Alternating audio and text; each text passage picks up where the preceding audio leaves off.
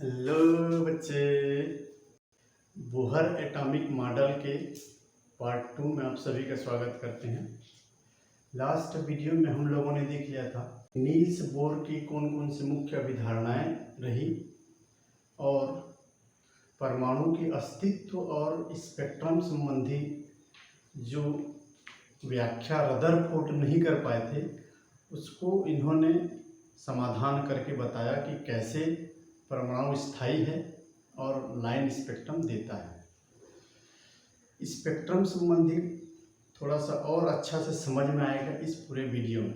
Last में हम लोग जब एनर्जी कैलकुलेशन करने वाला फार्मूला निकाल लेंगे उसके बाद हम हाइड्रोजन स्पेक्ट्रम के लिए सभी ऑर्बिट्स की एनर्जी देखेंगे और वहाँ पे क्लियर होगा बहुत अच्छे से। आज हम देखने वाले हैं वेग की गणना करने का सूत्र देखेंगे और ऊर्जा गणना करने के सूत्र देखेंगे और लास्ट में देखेंगे draw back of Bohr model. पिछले वीडियो में हम लोगों ने ख़त्म किया था त्रिज्या निकालने का सूत्र व्युत्पन्न करके और हम लोग देखे थे कि हाइड्रोजन एटम की त्रिज्या कितनी कितनी होती है उसको हम लोग कैलकुलेट किए थे। जो भी बच्चे लोग पहला भाग नहीं देखे हो आप लोग ज़रूर देखो, तभी ये समझ में आएगा।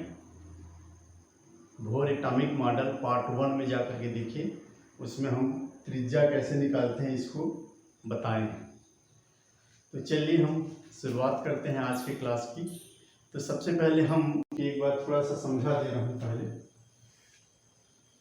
पिछले वीडियो जो देखे हैं उसको नहीं लगेगा। ये है हमारा एक एटम, इससे r डिस्टेंस पर कोई इलेक्ट्रॉन है तो इलेक्ट्रॉन पर दो फोर्स कार्य करता है। एक फोर्स जिसको हम लोग माने हैं F2 सेंट्रीफ्यूगल फोर्स जो कि mv²/r होता है, और एक फोर्स अंदर की ओर काम करता है, ये इलेक्ट्रॉन है। तो यहाँ पर F1 हम लिए हैं। पिछला भी जो देख लोगे आराम से सब समझ में आएगा। ये है कूलम्बिक फोर्स जो अभी केंद्र बल की तरह कार्य करता है, केंद्र की ओर लगता है। दोनों एक दूसरे के बराबर होते हैं, वहीं से हम लोग निकालते हैं त्रिज्या की वैल्यू। v वेग से घूम रहा है और m द्रव्यमान का इलेक्ट्रॉन है। नाभिक में जो चार्ज है उसको हम लोग Q1 चार्ज मानते हैं, जो कि +Ze होता है। Z का मतलब परमाणु क्रमांक, अर्थात कितने प्रोटॉन हैं उतना गुना आवेश, 1.6 × 10⁻19 धनावेश गुणित प्रोटॉन की संख्या से उसके न्यूक्लियर चार्ज पता चलता है। नाभिक का धनावेश Q1 मानते हैं और इलेक्ट्रॉन का धनावेश होता है उसको हम लोग Q2 माने हैं, जो कि ऋण E होता है। तो इस तरीके से, और यह जो सेल है हमारा nth सेल हम मान करके चलते हैं। तो इस सारी बातों को ध्यान में आपको रखिए। पिछला वीडियो में इसको बताया गया है, आपके दिमाग में बैठा होगा। जो नहीं देखे उनके लिए थोड़ा सा एक बार रिवाइज करा दे रहे हैं। फिर इन्हीं सारी बातों को ध्यान में रखते हुए हम आगे बढ़ते हैं। nth सेल के वेग के लिए गणना का सूत्र निकालेंगे, फिर एनर्जी का, उसके बाद ड्रॉबैक। ये तो चलिए शुरुआत करते हैं nth सेल की वेग की गणना का सूत्र।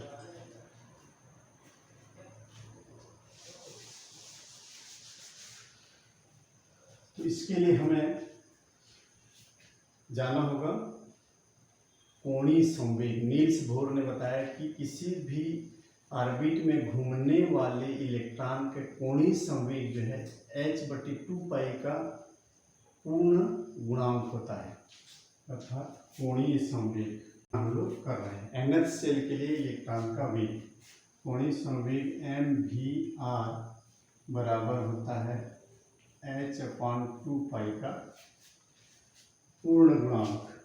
ये n 1 2 3 4 होता है। यह h/2π भी क्वांटीकृत होता है। इसको त्रिज्या का फार्मूला हम निकाल चुके हैं, इसको यहाँ पे रख देते हैं। तो mvr की जगह में हम लोग रख देंगे 4π² 4π² इक्वल टू n h/2π। देखिए इसको हम 4 पाई को हम लोग यहाँ पे नहीं कटाते हैं। क्यों नहीं कटाते हैं?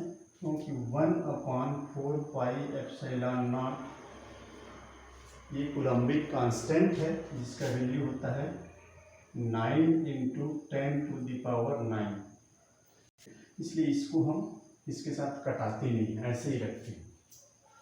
उसको छोड़ करके जो कुछ भी कट रहा है हम इसको कटा देंगे। देखिए ये m से m कटा, इसको हम काट सकते हैं, इसको रखेंगे, इसको काटेंगे, तो ये पाई इसके साथ एक कट गया, 2 1 जा 2 जा होगा, 2 दूने 4 हो गया, ये h से एक h कटा, n से n कट गया, इस तरफ बच गया 1। तो हम v निकालना चाहते हैं, v बराबर, तो v इक्वल टू लिखेंगे, इधर जो हर में है डिनोमिनेटर में वो उधर जाकर अंश में चला जाएगा, और इधर अंश वाला इधर हर में आ जाएगा। यहाँ बच गया 2 पाई ZE² और बटे में आ जाएगा इसका NH। तो ये हो जाता है हमारा वेलोसिटी का सूत्र। ये देखिए,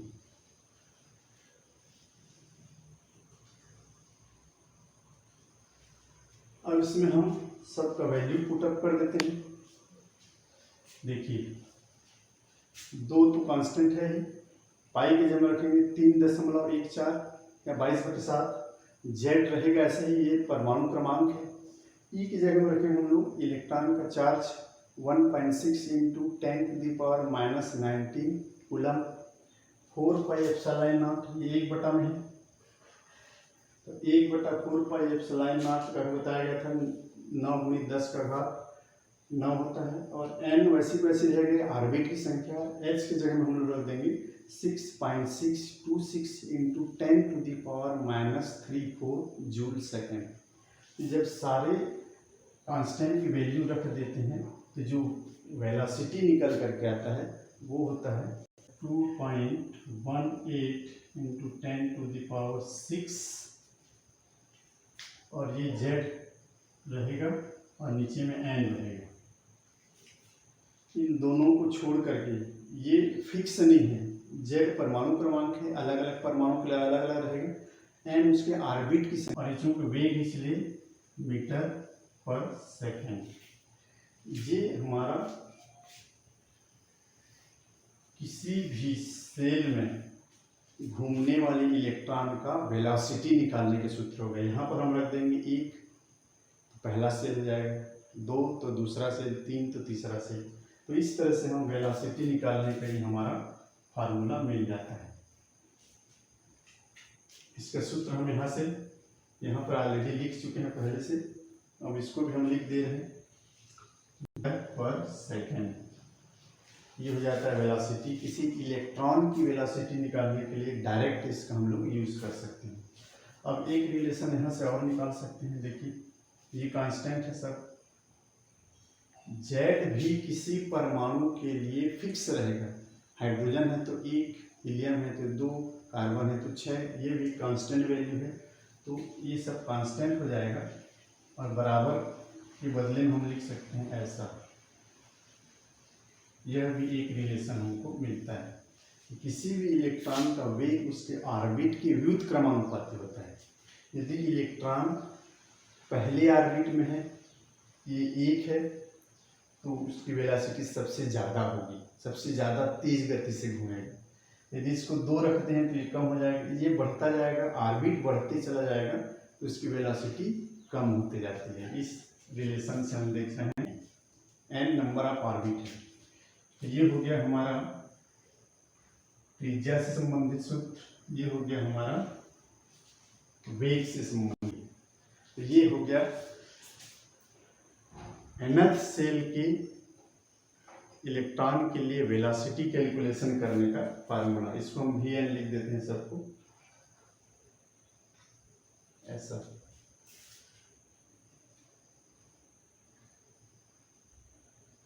ये भी Rn लिखाना चाहिए। ये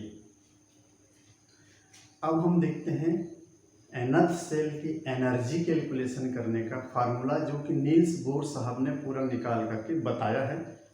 चलिए देखते हैं एनर्जी के लिए फार्मूला। सिस्टम की जो मैकेनिकल एनर्जी होता है वो उसके काइनेटिक एनर्जी और पोटेंशियल एनर्जी के योगफल के बराबर होता है। गतिज ऊर्जा और स्थितिज ऊर्जा दोनों को जोड़ते हैं तब जाकर के उस किसी सिस्टम की कुल यांत्रिक ऊर्जा हमको मिलता है। तो हम वही फार्मूला यहाँ पर भी लगा लेंगे। ठीक है, कुल ऊर्जा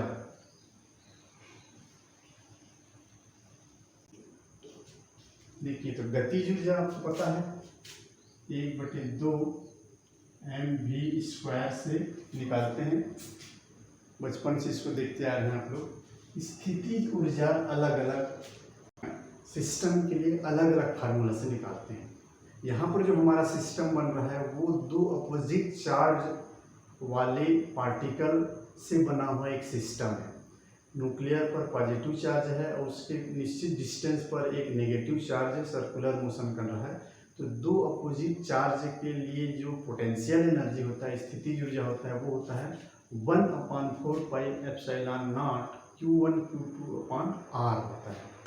याद कर लीजिए इसको, 1/4πε0 Q1 Q2/R, जहाँ पर R क्या है, नाभिक से इलेक्ट्रॉन की दूरी, त्रिज्या, और Q1 क्या माने हैं हम लोग यहाँ पर, नाभिक पर उपस्थित जितना आवेश होता है Q1 तो हम लोग माने +Zd कुल आवेश, और Q2 हम लोग मान के रखे हैं इलेक्ट्रॉन पर आवेश जो कि -E होता है। अब यहाँ चूंकि एनर्जी टर्म है इसलिए हम दोनों को उनके विथ साइन यहाँ पर रखेंगे, उनके चिन्हों के साथ में यहाँ पर रखा जाएगा। ये हो जाएगा 1/2 mv² धन 1/4πε0। Q1 की जगह में हम लोग रखेंगे +Zd और Q2 की जगह में रखेंगे -E/R। तो ये दोनों गुणा होंगे तो प्लस माइनस का गुणनफल माइनस आता है, तो हमको मिल जाता है 1/2 mv² ऋण हो जाएगा भी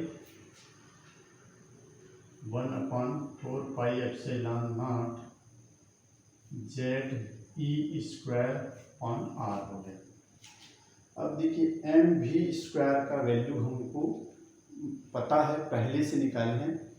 त्रिज्या निकालते समय हम लोग इसको देखते हैं, फिर भी बता दे रहा हूँ मैं। कूलम्बिक फोर्स जब वीडियो 1 में जाकर के इसका पार्ट 1 देखिएगा, F1 = F2 लिखिए, तो वहाँ हम लोग जान रहे हैं 1/4πε0 Ze²/R² होता है कूलम्बिक फोर्स से, और हमको मिलता है mv²/R। ये होता है हमारा स्यूडो फोर्स, छद्म बल। अब केंद्र बल जो बाहर की ओर इलेक्ट्रॉन को खींच के रखता है, और ये अभिकेंद्र बल अंदर की ओर, सेंटर की ओर, नाभिक की ओर रखता है। तो यहाँ से देखेंगे ये और ये कट जाता है, तो mv² हमको मिल जाता है ये 1/4πε0 Ze²/R। तो इस mv की जगह में हम लोग रख देते हैं, ये देख लीजिए। तो हो जाता है हमारा 1/2 1/4πε0 Ze²/R। यहाँ से रख दिए -1/4πε0 Ze²/R। ये टर्म दोनों में कॉमन हो गया, ये टर्म दोनों में कॉमन हो गया, तो हम इसमें से कॉमन ले लेते हैं। इक्वल टू हम लिख देंगे 1/4πε0 Ze²/R कॉमन ले लेते हैं। यहाँ बच जाता है 1/2 ऋण 1, तो हाफ -1, तो -½ बचेगा, बड़ा का चिन्ह ऋण है, 1 में से आधा घटा हो जाएगा -½ यहाँ से मिला हमको ऋण 1/2, और इधर बच गया है देखिए Ze²/R। अब इस R का वैल्यू फिर हम रखेंगे त्रिज्या के फार्मूला से,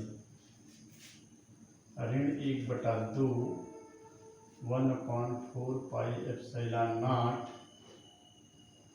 ZE² देखिए देखने में बहुत बड़ा बड़ा लग रहा है, घबराना नहीं है बिल्कुल। एक दो बार प्रैक्टिस करेंगे बिल्कुल आसानी से बनता है। बड़ा हुआ सो क्या हुआ, जैसे पेड़ खजूर वैसे ही है। ये दिख रहा है बड़े बड़े नंबर्स, बड़े बड़े समीकरण, लेकिन कुछ है नहीं, बहुत ही आसान है।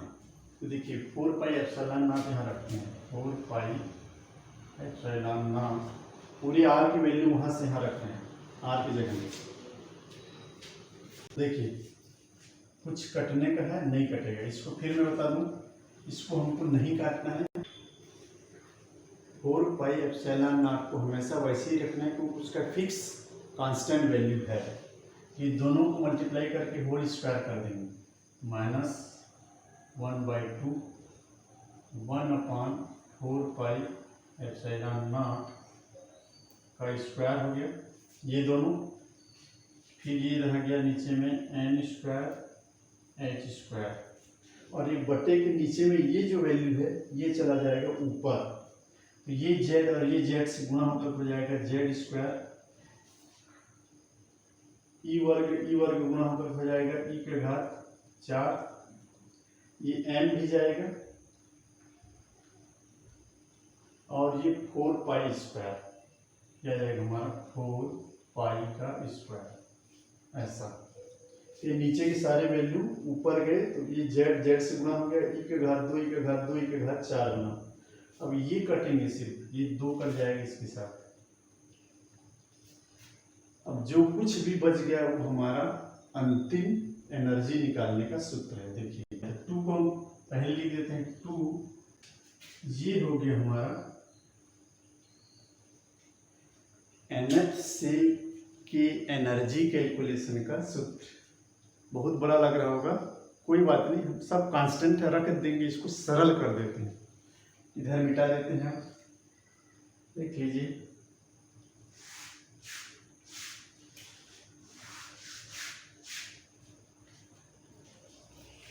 इसको लिख देते हैं हम 2 के पास पाई स्क्वायर भी लिख दिए हैं, और mz² e⁴ 4 pi epsilon not का होल स्क्वायर n² h²। अब इसमें सारा कांस्टेंट की वैल्यू हम लोग रखते हैं। m इलेक्ट्रॉन का द्रव्यमान 9.1 × 10⁻31 किलोग्राम। z परमाणु क्रमांक वैसे ही वैसे रहेगा। e इलेक्ट्रॉन का आवेश 1.6 × 10⁻19 कूलम। पाई 3.14 का घात 2। यहाँ 1/4 पाई एप्सिलॉन नॉट का वैल्यू होता है 9 × 10⁹ का होल स्क्वायर। n वैसी वैसी रहेगा, नंबर ऑफ ऑर्बिट है, और h 6.626 × 10⁻34 जूल सेकेंड। सबको रख देते हैं, सभी वैल्यू हो गया। और इसमें रह गया क्या, z² और n², z²/n² इलेक्ट्रॉन वोल्ट आता है। ऋण 13.6 z²n² electron volt. Electron volt में है, इलेक्ट्रॉन वोल्ट क्या है थोड़ा बता दूंगा। 1 इलेक्ट्रॉन वोल्ट बराबर होता है 1.6 × 10⁻19 जूल। जो इलेक्ट्रॉन का चार्ज होता है उसको यदि हम जूल में लिख देते हैं तो 1 इलेक्ट्रॉन वोल्ट होता है। तो यहाँ से 1 जूल बराबर हम निकालना चाहें तो 1/1.6 × 10⁻19 इलेक्ट्रॉन वोल्ट हो जाए। तो ये इस तरह से कन्वर्जन हम कर सकते हैं। इलेक्ट्रॉन वोल्ट जो है चार्ज की सबसे छोटी इकाई है। चूँकि इलेक्ट्रॉन पर जो चार्ज होता है, प्रोटॉन पर जो चार्ज होता है, वो सबसे छोटी इकाई चार्ज है। तो इसके लिए जो है सबसे छोटा इकाई इलेक्ट्रॉन वोल्ट का यूज किया जाता है। तो ये है हमारा nth सेल के लिए एनर्जी कैलकुलेशन का फार्मूला। जेड की जगह में रखें हम लोग परमाणु क्रमांक, हाइड्रोजन है 1, कार्बन है तो 6। एन उसके सेल के लिए कौन सा सेल का निकालना चाहिए, फर्स्ट सेकंड थर्ड, ये रखाएगा। n बराबर 1 से लेकर कोई हो सकता है। देखिए ये कांस्टेंट है। जेड भी किसी परमाणु के लिए फिक्स है, परमाणु क्रमांक, और ये कांस्टेंट है, तो इसको लिखा जा सकता है समानुपातिक नेगेटिव साइन के साथ n²। ये एक रिलेशन हम, और यहाँ एक इंटरेस्टिंग सा फैक्ट जो हमको आपको जानना चाहिए वो है कि ये एनर्जी नेगेटिव में आता है, ऊर्जा ऋणात्मक है। तो क्यों ऋणात्मक है? देखिए, नाभिक के आकर्षण बल से इलेक्ट्रॉन बंधा हुआ होता है, बाइंडिंग एनर्जी है। तो बाइंडिंग एनर्जी हमेशा नेगेटिव होता है। इसको हम कुछ इस तरीके से समझ सकते हैं कि कोई चीज़ किसी के अंडर कंट्रोल में है, कोई वस्तु आप गिरवी रख दिए हैं, तो वह उसके लिए वहाँ गिरवी रखा है, तो उसको यदि हम निकालना चाहें तो हमें उतनी ऊर्जा वहाँ देना पड़ता है। रुपए पैसे वाले जैसे कोई गिरवी की बात होता है, तो आपको वहाँ से लेने के लिए उसको आपको ऊर्जा उतना रुपए उसको देना पड़ेगा, तब उस सामान को आप ले सकते हैं। तो ऐसे इलेक्ट्रॉन नाभिक से बंधा हुआ है, नाभिक का गुलाम है। उसको छुड़ाने के लिए हमें ऊर्जा खर्च करना पड़ेगा, तब जाकर के वह इलेक्ट्रॉन बाहर आएगा, अर्थात आयोनाइजेशन एनर्जी, आयनन ऊर्जा। किसी भी परमाणु से इलेक्ट्रॉन को बाहर निकालने के लिए हमेशा हमें ऊर्जा देना पड़ता है, क्योंकि वो उतने ऊर्जा से बंधा हुआ है नाभिक के आकर्षण बल से, इसलिए हमेशा नेगेटिव होता है।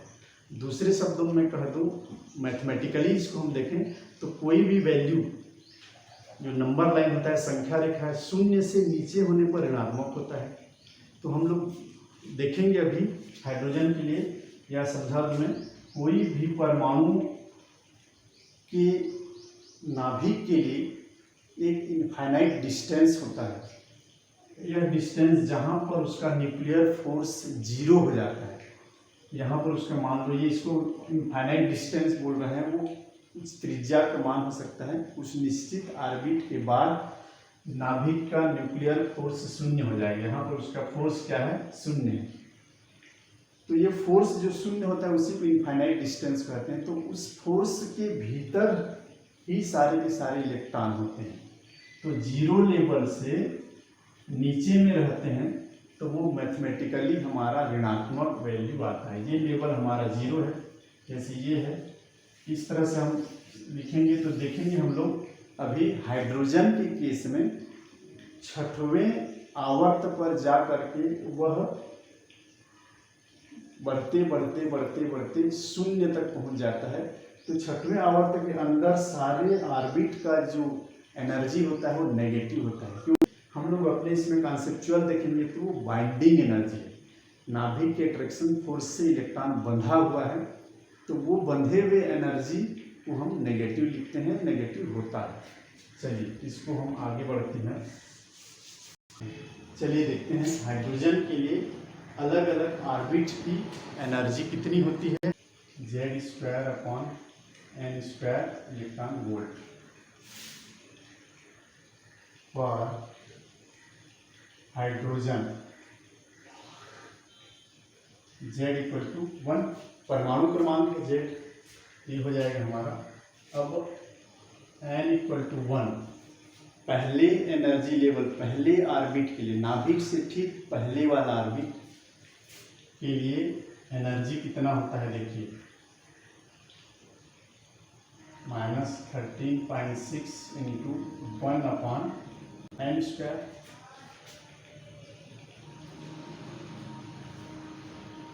n की जगह रख देंगे 1,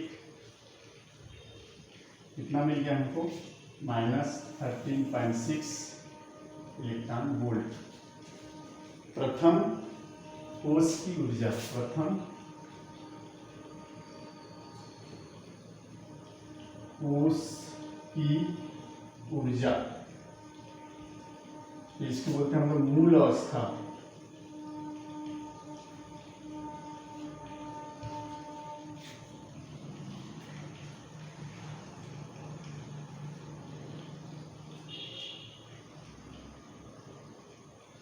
ये प्रथम कोश की ऊर्जा है। n = 2 रखते हैं।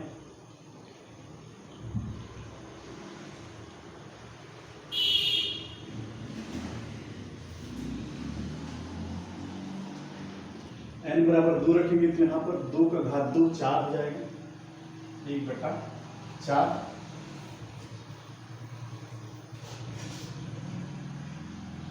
n 2, 2⁴ 2 4, 4 से इसको भाग दे देंगे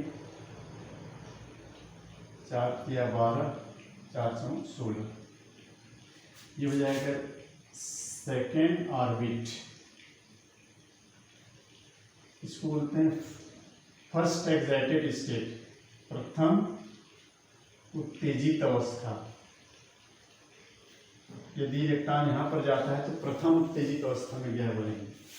इसी तरह से इसको 1 लिखना है, 1 लिखना है, 2 लिखना है, E3 बराबर लिखेंगे तो यहाँ आ जाएगा 3 या 9, 9 से भाग हो जाएगा 13.3 को, जो हो जाएगा -1.5 इलेक्ट्रॉन वोल्ट आएगा।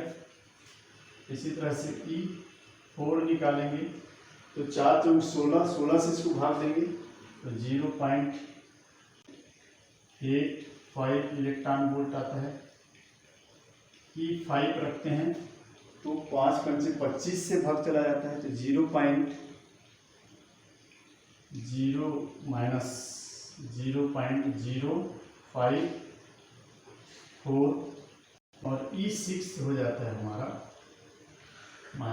+0.34 इलेक्ट्रॉन वोल्ट। ये देखिए छठवें ऑर्बिट में जो एनर्जी है वो पॉजिटिव आ रहा है, मतलब अब यहाँ के इलेक्ट्रॉन बाइंडिंग एनर्जी से बाहर आ चुका है, नाभिक के आकर्षण बल से बाहर आ चुका है। देखिए हमारा हाइड्रोजन का नाभिक, ऑर्बिट, दूसरा ऑर्बिट,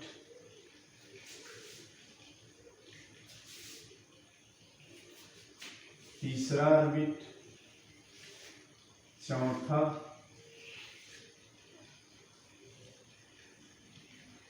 पांचवा और ये है छठवां, जो इस तरह से रहेगा। इसको हम लिख देते हैं यहाँ पर की सेल एल, पी अलग अलग सेल है, एन के लिए इसका मान है n = 1 2, ये ऊपर n का वैल्यू है, नीचे सेल का नाम है PLMNOP। अब देखिए इनके लिए एनर्जी, सबसे पहला वाला जो के सेल है उसके लिए एनर्जी आता है 13.6 इलेक्ट्रॉन वोल्ट। ये है हमारा, ये देखिए हाइड्रोजन के अलग अलग ऑर्बिट की एनर्जी की वैल्यू, ये कैलकुलेट किया हुआ फिक्स वैल्यू है। फर्स्ट ऑर्बिट -13.6 इलेक्ट्रॉन वोल्ट सबसे कम ऊर्जा है, इसमें नेगेटिव में है तो बड़ा वैल्यू नेगेटिव में छोटा हो जाता है। तो सबसे कम ऊर्जा इस पहले वाले सेल की है, उसमें घूमने वाले इलेक्ट्रॉन की ऊर्जा भी सबसे कम होगी। उसके बाद दूसरे वाले की -3.4 इलेक्ट्रॉन वोल्ट है, उससे थोड़ा ज़्यादा ऊर्जा। फिर उसके बाद -1.5, उससे ज़्यादा, देखो बढ़ते बढ़ते जा रहा है, बढ़ते बढ़ते बढ़ते बढ़ते बढ़ते यहाँ पर आकर के छठवें सेल की एनर्जी धनात्मक हो गई, अर्थात पांचवें सेल से कुछ और ऊपर जाने पर वह एनर्जी 0 हो गया, और 0 से थोड़ा सा बढ़ा है 0.34। वह डिस्टेंस जहाँ पर जा करके ऑर्बिट की एनर्जी 0 हो जा रहा है तो नाभिक का न्यूक्लियर फोर्स वहाँ से खत्म हो गया, उसी को हम लोग बोलते हैं इनफाइनाइट डिस्टेंस। इसका वैल्यू नाभिक से यहाँ तक का वैल्यू जो है वो 19 एंगस्ट्रॉम के लगभग है। 19 एंगस्ट्रॉम की दूरी पर जाकर के इलेक्ट्रॉन फ्री हो गया, उसको फ्री इलेक्ट्रॉन कहते हैं। न्यूक्लियर के बाइंडिंग एनर्जी से बाहर निकल गया, न्यूक्लियर के आकर्षण फोर्स से बाहर निकल गया, तो यहाँ पर इलेक्ट्रॉन फ्री हो गया, बाइंडिंग एनर्जी से बाहर निकल गया। अब वो अपने आप बाहर चला जाएगा, इसको एनर्जी देना नहीं पड़ेगा, वह गुलामी के बंधन से बाहर आ चुका, इसके अट्रैक्शन फोर्स से बाहर आ चुका, माया मोह से मुक्त हो चुका है, इलेक्ट्रॉन अब फ्री हो चुका है। तो ये लगभग 19 एंगस्ट्रॉम तक का है। तो यही है, देखिए सभी ऑर्बिट के लिए एक निश्चित ऊर्जा फिक्स है। इतना ऊर्जा वाला इलेक्ट्रॉन ही इसमें घूमेगा। और यहाँ से जब उसको किसी दूसरे अपर ऑर्बिट में आना होगा तो इन दोनों की जो डिफरेंस की एनर्जी है, इस एनर्जी का फोटॉन वो ग्रहण करेगा, ऊर्जा ग्रहण करेगा और वो अपर ऑर्बिट में चला जाएगा। इन दोनों के बीच का डिफरेंस यदि हम देखेंगे तो 10.2 इलेक्ट्रॉन वोल्ट का है। तो यदि हम उसको हीट करते हैं या कहीं से लाइट सोर्स से वो एनर्जी एब्जॉर्ब करता है तो 10.2 इलेक्ट्रॉन वोल्ट का एनर्जी एब्जॉर्ब करेगा तो वो उछल करके ये सेकेंड ऑर्बिट में आ जाएगा, जिसे हम कहते हैं प्रथम उत्तेजित अवस्था। अब इलेक्ट्रॉन उत्तेजित होकर के करते क्या हैं, हम सबको पता है हाइब्रिडाइजेशन का कॉन्सेप्ट आया है। तो इलेक्ट्रॉन को हम उत्तेजित करके अगले वाले खाली कक्षक में ले जाते हैं जहाँ पर वो बॉन्ड फॉर्मेशन करते हैं। तो दूसरे परमाणु से जुड़ने के लिए, बॉन्डिंग करने के लिए इलेक्ट्रॉन को उत्तेजित कराया जाता है। तो यहाँ उत्तेजित होकर वो या तो बॉन्ड फॉर्मेशन करेगा और नहीं करता है तो वापिस आने पड़ेगा। अपर ऑर्बिट में रहने की अनुमति नहीं है। यदि वह कहीं से फोटॉन लेकर के एनर्जी एब्जॉर्ब करके ऊर्जा बंडल खा करके उछल के अपर ऑर्बिट में चला जाता है तो वहाँ पूछा जाता है क्यों आया है, तो बोलता है मैं दूसरे एटम के इलेक्ट्रॉन से पेयर करके बॉन्ड बनाना चाहता हूँ। हाँ तो ठीक, बॉन्ड बनाओ, और नहीं बनाते हो तो तुरंत वापस लौटो, वापस आना पड़ता है या तो बॉन्ड फॉर्मेशन करना पड़ता है। इसी को हम कहते हैं उत्तेजित इलेक्ट्रॉन। तो जितना दोनों लेवल का एनर्जी डिफरेंस होता है उतना एनर्जी डिफरेंस का ही उसको फोटॉन को ग्रहण करेगा। इसीलिए कहा गया है कि ऊर्जा का अवशोषण भी क्वांटीकृत होता है, बंडल में होता है, फिक्स होता है, और उसको जब वापस नीचे आता है अपने लेवल में तो उतने ही फोटॉन को वापस वो उत्सर्जित करता है। इसीलिए हमें उस समय लाइन स्पेक्ट्रम मिलता है, उसी रेंज का रेडिएशन इमिट होता है और हमको लाइन स्पेक्ट्रम या डिस्क्रीट स्पेक्ट्रम मिलता है। सभी प्रकार के स्पेक्ट्रम नहीं देगा। क्यों? क्योंकि वो एक फिक्स फोटॉन को, फिक्स ऊर्जा के बंडल को खा करके ऊपर गया था, निगल गया था, और जब ऊपर से नीचे उसको वापस धकेला गया, उसको आना पड़ा, तो वही फोटॉन वो वापस इमिट करता है, उत्सर्जित करता है। तो वो निश्चित फोटॉन वाला तरंग दैर्ध्य सम्मिलित है ना भाई, ऊर्जा के साथ तरंग दैर्ध्य सम्मिलित है, उसके साथ संलग्न है, तो उतने ही तरंग दैर्ध्य वाला फिर रेडिएशन इमिट करता है और हम उसको कहते हैं लाइन स्पेक्ट्रम दे रहा है। तो प्रत्येक परमाणु में इलेक्ट्रॉनों के लिए अलग अलग ऊर्जा लेवल है सभी के लिए। ये तो सिर्फ हाइड्रोजन का है ना भाई, तो हाइड्रोजन के लिए इतने इतने इतने इतने इतने इतने ऊर्जा के ऑर्बिट बने हैं, तो सभी का एनर्जी डिफरेंस अलग अलग फोटॉन बनाएंगे, तो दूसरे परमाणु के लिए एनर्जी अलग अलग आएगा। तो इसलिए प्रत्येक परमाणु अलग अलग लाइन स्पेक्ट्रम देते हैं, क्योंकि उनके एनर्जी डिफरेंस अलग अलग आएगा। तो उस डिफरेंस के एनर्जी वाले रेंज का जो रेडिएशन है वही वो एब्जॉर्ब करता है और उसको डी एक्साइटेशन होने पर उतना ही एनर्जी वाला रेडिएशन वो इमिट करता है। इसलिए प्रत्येक परमाणु अलग अलग लाइन स्पेक्ट्रम देते हैं। तो यहाँ पर आकर के मेरे ख्याल से आपको कोई डाउट नहीं रहेगा कि कोई परमाणु लाइन स्पेक्ट्रम क्यों देता है। यहाँ से किसी भी अपर लेवल में वो जा सकता है। नील्स बोर साहब यही कहते हैं, जब अपने ही ऑर्बिट में घूमते रहता है तो उसकी एनर्जी फिक्स है। 13.6 इलेक्ट्रॉन वोल्ट वाला इलेक्ट्रॉन को यहाँ घूमने की परमिशन है। 3.4 इलेक्ट्रॉन वोल्ट वाले इलेक्ट्रॉन को सेकेंड ऑर्बिट में घूमने की परमिशन है। हाइड्रोजन के लिए है होता है, सारे के सारे रंग को थोड़ी देगा, वो तो वही पर्टिकुलर रंग को वहाँ पर शो करेगा, पर्टिकुलर वेवलेंथ के रेडिएशन को दिखाएगा जो उसने जाते समय अपने आप खा लिया था, निगल लिया था, एब्जॉर्ब कर लिया था, तो वही फोटॉन हमको दिखाई देता है। तो ये है किसी परमाणु के द्वारा लाइन स्पेक्ट्रम या डिस्क्रीट स्पेक्ट्रम देने का कारण। कोई भी इलेक्ट्रॉन यहाँ पर बीच में यहाँ नहीं पाया जाता है, वो फिक्स एनर्जी वाले इस ऑर्बिट में ही घूमेंगे। रदरफोर्ड साहब यही गलती कर रहे थे, वो बोल रहे थे कि कहीं भी इलेक्ट्रॉन हो सकता है, यहाँ भी हो सकता है, यहाँ भी हो सकता है, यहाँ भी हो सकता है, यहाँ भी हो सकता है, यहाँ भी हो सकता है, कहीं भी इलेक्ट्रॉन रहेगा तो यहाँ से यहाँ पे यहाँ सारे प्रकार सारे एनर्जी लेवल को वो एब्जॉर्ब करेगा और सारा एनर्जी को इमिट करेगा। तो इसलिए सतत स्पेक्ट्रम होना चाहिए, ये सवाल खड़ा हुआ था। तो यहाँ से यहाँ के बीच के जो इस बीच में जो भी रेडिएशन है उसको एब्जॉर्ब कर ही नहीं सकता हो। यहाँ से यहाँ तक आने में सिर्फ 10.2 इलेक्ट्रॉन वोल्ट एब्जॉर्ब करेगा। बीच में यहाँ पर हमको 8 वाला, 7 वाला, 6 वाला, ये वाला एब्जॉर्ब कर ही नहीं सकता या उसमें इलेक्ट्रॉन घूम ही नहीं सकता। तो इलेक्ट्रॉन को घूमने का परमिशन नहीं है, इस बीच में कहीं भी इलेक्ट्रॉन नहीं हो सकता। तो फिक्स एनर्जी के पाथ में घूमेगा, फिक्स फोटॉन को एब्जॉर्ब करेगा, तो उत्सर्जित करते समय भी तो फिक्स फोटॉन को उत्सर्जित करेगा, अर्थात फिक्स तरंग दैर्ध्य वाला एनर्जी को, रेडिएशन को इमिट करेगा। इसीलिए लाइन स्पेक्ट्रम, डिस्क्रीट स्पेक्ट्रम प्राप्त होता है। और लास्ट में देखते हैं limitation of Bohr atomic model या ड्रॉबैक जिसको बोलते हैं। कुछ कमियां इसमें भी रह गई हैं, जिसको ड्रॉबैक बोलते हैं। देखिए, सबसे पहला जो सबसे बड़ा ड्रॉबैक है वो है यह सारा प्रयोग, सारा एक्सपेरिमेंट वो हाइड्रोजन एटम के लिए किए थे और हाइड्रोजन एटम पर ही लागू होता है, या hydrogen like atom. Hydrogen like atom का मतलब होता है जिसमें सिर्फ एक ही इलेक्ट्रॉन हो। हीलियम से 1 इलेक्ट्रॉन निकाल देंगे तो वो हाइड्रोजन लाइक बन जाएगा, लिथियम से 2 इलेक्ट्रॉन निकाल देंगे तो हाइड्रोजन लाइक बन जाएगा। तो सिर्फ मोनो इलेक्ट्रॉनिक एटम के लिए ही बोहर मॉडल पूरी तरह से लागू होता है, बोहर मॉडल पूरी तरह से अप्लाई होता है। मल्टी इलेक्ट्रॉनिक एटम के लिए, बहु इलेक्ट्रॉनिक परमाणुओं के लिए यह मॉडल सक्सेस नहीं है। सबसे बड़ा ड्रॉबैक इसका सबसे पहला।